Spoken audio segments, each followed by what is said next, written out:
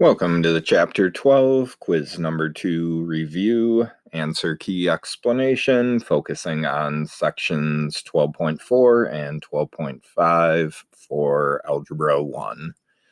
So section 12.4, all about completing the square. Again, what we'd want to keep in mind is kind of this main equation here. And this is when we're dealing with quadratics. So we have a power squared, and then our formula of x squared plus bx plus half of b squared equals c plus half of b squared. So for completing the square, first thing we want to do is get c to the other side of the equation. So right away in number 1, add 84 to each side. Then we also want to figure out what half of b squared is. And half of 16 squared being 8. 8 squared is 64. So following our setup, we are going to add 64 to each side. So our left becomes k squared plus 16k plus 64 equals 84 plus 64. And again, this is just following the steps of completing the square from section 12.4. Then we want to combine like terms on the right. So 84 plus 64 giving us 148. And on the left, we want to rewrite that as a perfect square binomial. So what number times itself gives us 64 and adds to 16? Well, 8 times 8 is 64. 8 plus 8 is a positive 16. So our binomial would be k plus 8 squared. Then square root each side. So k plus 8 would equal a positive or negative square root of 148. So in this case, k would then equal a negative 8 plus or minus the square root of 148. So if we plug that into a calculator, and on the actual quiz, I'll tell you if you should leave it as a radical or a decimal rounded. But plugging that into a calculator, you would do 2 different times. First time, negative 8 plus the square root of 148. And the second time, negative 8 minus the square root of 148. Giving us k is approximately 4.17 or negative 20.17. In number 2, we have to add 76 to each side. So then we have a squared minus 10a equals 76. Half of b squared, negative 10 divided by 2 squared. Negative 5 squared is 25. So we would add 25 to each side. So a squared minus 10a plus 25 equals 76 plus 25. Rewrite the left as a binomial. So we need something that adds to negative 10 and multiplies to 25, which would be a minus 5 squared equals 101. Square root each side. A minus 5 equals a positive or negative square root of 101. So a would equal positive 5 plus or minus the square root of 101. And you can see the rounded decimals right there. For number 3, we want to get c to the other side. So add 45. So r squared minus 4r equals 45. Figure out half of b squared. So positive 4.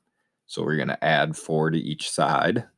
So we have r squared minus 4r plus 4 equals 45 plus 4. Rewrite the left as a binomial. So r minus 2 squared equals 49. Square root each side. So r minus 2 equals a positive or negative 7. So r would equal 2 plus or minus 7. So r would equal 9 or negative 5.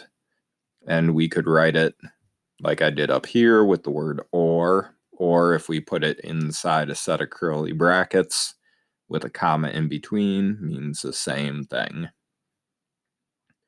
And then for number 4, we have to add our 80 to each side. So x squared minus 16x equals 80. Figure out half of b squared. So negative 8 squared is 64. So we'll be adding 64 to each side. X squared minus 16x plus 64 equals 80 plus 64. Then rewrite the left as a binomial. So x minus 8, because of the minus here, x minus 8 squared equals 144. Square root each side. X minus 8 equals a positive or negative 12. Add 8 to solve for x. So x would equal 8 plus or minus 12, meaning x would equal 20 or x would equal negative 4. 5, 6, 7, and 8 are all multiple choice. So same process, which you can see here on the right. So first thing was to get c to the other side. So we had to subtract the 16. So we would get v squared plus 20v equals a negative 19. Half of b squared is 100. So add 100 to each side. Then rewrite the left as a binomial. So v plus 10 squared equals 81. Square root each side, and v plus 10 equals a positive or negative 9. Subtract the 10, so v equals a negative 10 plus or minus 9, so v would equal a negative 1 or negative 19. Then in number 6, add 40 to start to each side. N squared plus 10n equals 33. Half of b squared added to each side, so we have to add 25. Then we end up with n plus 5 squared equals 58. Square root each side. N plus 5 equals the plus positive or minus square root is 58. Subtract 5, so n would equal a negative 5 plus or minus the square root of 58. Plug that into a calculator for both, and we would get 2.616 or negative 12.616.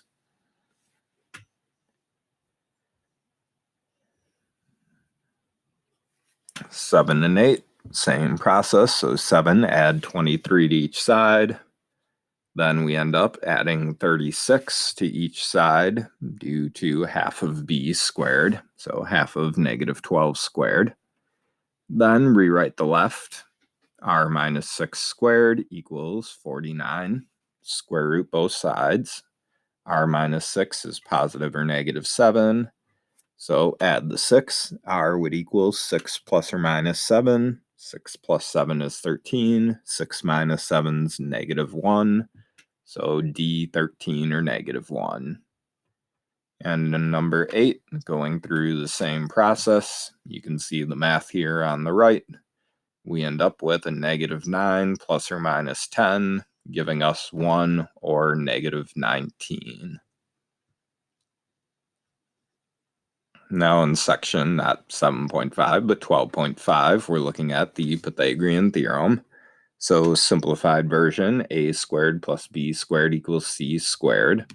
What you need to remember is c is always the hypotenuse or the longest side of the triangle. So when we're setting up the a squared plus b squared equals c squared, a and b are the legs of the triangle. So our two shorter sides, or the two sides that we know meet at 90 degrees. So to check if triangles are a right triangle, we set it up in a squared plus b squared, and we check to see if that equals c squared. So 6 squared plus the square root of 85 squared, does that equal 11 squared? Does 36 plus 85 equal 121? 121 does equal 121. So yes, that's a right triangle. Number 2, 5 squared plus 9 squared, does that equal 13 squared? And again, we know 13's in C's spot because it's the longest side. So 25 plus 81 is 106. That does not equal 169. So no, that is not a right triangle. For number 3, we have legs of 6 and 8 with a hypotenuse of 10. So we're checking, does 6 squared plus 8 squared equal 10 squared? 36 plus 64 is 100. So 100 equals 100. Yes, that is a right triangle. And in number 4, 5 squared plus 12 squared, checking, does that equal 14 squared? 25 plus 144 is 169. 14 squared is 196. So those are not equal, so it is not a right triangle.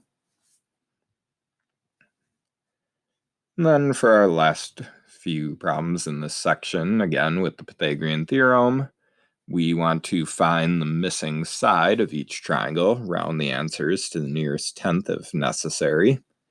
So in this case, we don't have any rounding. Lucky enough, the numbers work out. So we just need to set it up as a squared plus b squared equals c squared and replace whichever letter we don't know with x. So in this case, we're trying to figure out a leg. So x squared plus 12 squared equals 15 squared. X squared plus 144 equals 225. So to solve for x, we need to subtract our 144 and take the square root, giving us x equals 9. Number 6, we're looking for the hypotenuse. So that's in the c squared spot. So 3 squared plus 4 squared equals x squared. 9 plus 16 equals x squared. X squared equals 25. And x equals 5. With 7, x squared plus 12 squared equals 13 squared. So x squared plus 144 equals 169. Subtract our 144 and take the square root. So x equals 5. And in number 8, we're looking for a hypotenuse again. So 6 squared plus 8 squared equals x squared. 36 plus 64 equals x squared, or 100 equals x squared. So the square root of that, x equals 10. And then our last two examples are the exact same process, but in this case, they want us to leave our answers in simplified radical form. So in other words, the square root will be part of our answer unless we have a perfect square. So looking at number 9, we have our hypotenuse of 14 and we're looking for a leg. So 12 squared plus x squared equals 14 squared. Subtract our 144 from 196. So x squared is the square root of 52. Then we want to think, is there a perfect square that we can divide out of 52? In this case, 52 divided by 4 is 13. So we can break this down to the square root of 4 times the square root of 13. Square root of 4 is 2, so our simplified radical is 2 square roots of 13. Then in number 10, we are looking for our hypotenuse.